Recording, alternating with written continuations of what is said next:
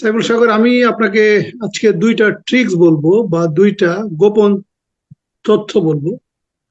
সেটি হলো যে আমাদের জনতার ভিতরে একটা ধারণা আছে যে ভারতীয় পুলিশ বা ভারতীয় সেনাবাহিনী বা ভারতীয় লোক এসে এই সমস্ত হত্যাযজ্ঞ চালাচ্ছে।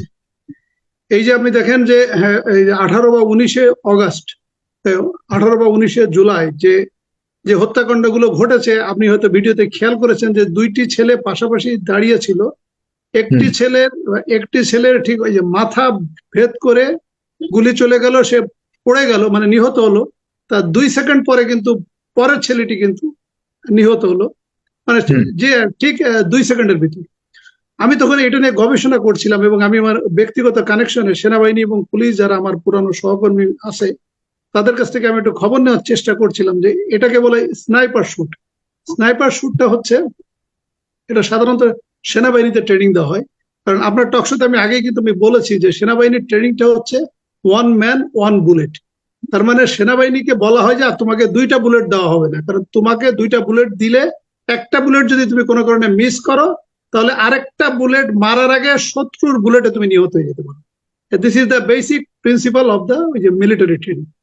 তো এখন এই যে স্নাইপার শুটার, এরা কিন্তু দূর থেকে ওদের কাছে কিন্তু ওই দূরবীন আছে এবং তারা কিন্তু মানে কোন টার্গেটকে দূর থেকে একেবারে টার্গেট করে এইমিং করে, এবং তারা ওই শুটিং গুলো এমন ভাবে করে, তারা যদি মনে করে যে আপনার চোখে গুলি করবে, আপনার কিন্তু চোখে গুলি করতে পারবে। আপনার যদি মাথায় গুলি করবে, তারা কিন্তু মাথায় গুলি করবে। এবং তারা শুটিং এ মানে A1, যেটা আপনার দেখেন ওই যে হামাসের যে নেতা হানিয়াকে কিন্তু হত্যা করা হয়েছে স্নাইপার শুটার দিয়ে, মানে দূর থেকে তাকে গুলি করা হয়েছে নিখুঁত ভাবে।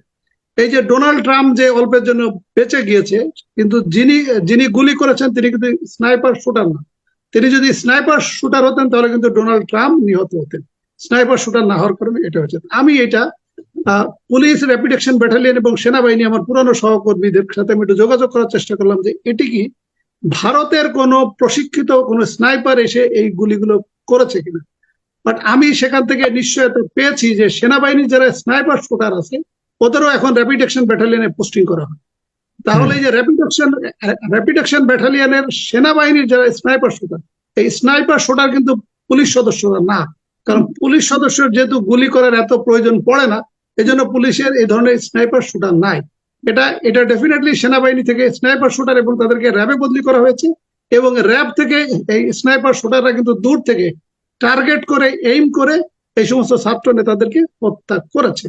এটি হলো একটা। আরেকটি হলো, আমাদের অনেকের ধারণা আছে যে আমাদের পুলিশে, সেনাবাহিনীতে ভারতীয় জনগণ আছে এবং তারাই এই ভারতীয় পুলিশ বা ভারতীয় সেনাবাহিনী এই শেখ হাসিনাকে ক্ষমতায় রেখেছে।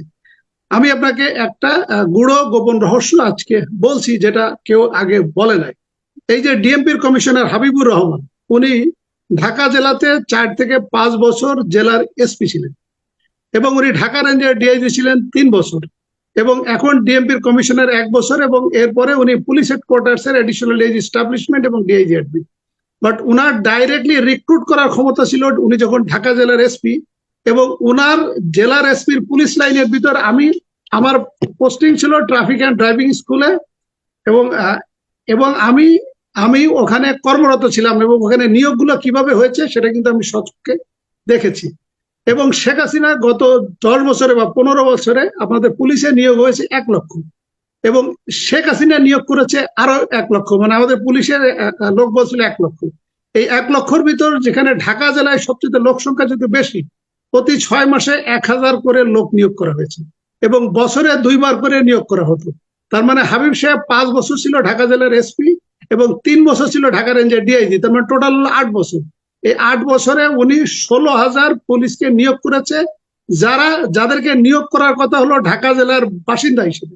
ঢাকা জেলা যেহেতু শহর বেজ, মেট্রোপলিটন বেজ, ঢাকার উপজেলা হলো সাভার, দোহার, কেরানীগঞ্জ, ধামরাই, নবাবগঞ্জ।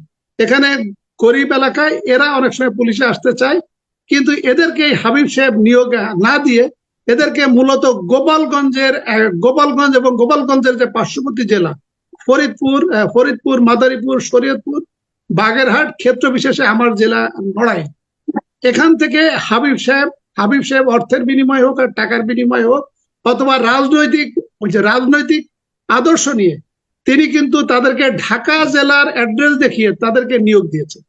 এবং আপনি যদি এই 16,000 পুলিশ কিন্তু এই হাবিব সাহেব একাই কিন্তু নিয়োগ দিয়েছে।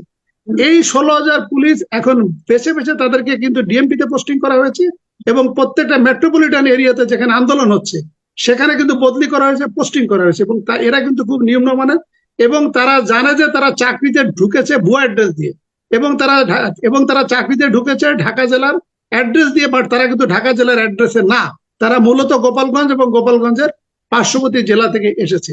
এই হত্যাকাণ্ডগুলো মূলত এরাই ঘটাচ্ছে, কারণ তারা ভাবছে শেখ হাসিনা যদি ক্ষমতায় না থাকে তাহলে তো আমার চাকরিও থাকবে না, তাহলে বেকার হয়ে যাব, কারণ আমি তো ভুয়া ঠিকানায় কিন্তু চাকরিতে ঢুকেছি। মূলত এরাই কিন্তু এই হত্যাকাণ্ডগুলো ঘটাচ্ছে। কিন্তু আমার দেশবাসী তারা ভাবছে মনে হয় ভারতীয় পুলিশ এসে মনে হয় এই হত্যাকাণ্ডগুলো ঘটাচ্ছে। কারণ আমাদের বাংলাদেশের কোনো পুলিশ এরকম বাংলাদেশের জনগণের পরে এইভাবে গুলি চালাবে এটা আমার কাছে বিশ্বাসযোগ্য মনে হয় না। বাট এটা করছে শুধুমাত্র তারা ভাবছে তার চাকরি থাকবে না শেখ হাসিনা চলে গেলে, এই জন্য তারা ভাবছে তাদের যেহেতু লেখাপড়া কম, শিক্ষা দীক্ষা কম, যে কোনো কারণে হাবিব সাহেবকে টাকা দিয়ে হোক, আর ওই যে রাজনৈতিক ভাবে হোক, আর শেখ সেলিমকে বলে হোক, আর শেখ হেলালকে বলে হোক, আর শেখ হেলালের ছেলে শেখ তন্ময়কে বলে হোক, অথবা শেখ ফ্যামিলির কাউকে বলে হোক, তারা কিন্তু এই চাকরিগুলোতে ঢুকেছে এবং দে আর সো ডেডিকেটেড। তারা কিন্তু এই কিলিং গুলো করছে এবং এই কিলিং গুলোর সাথে জড়িত।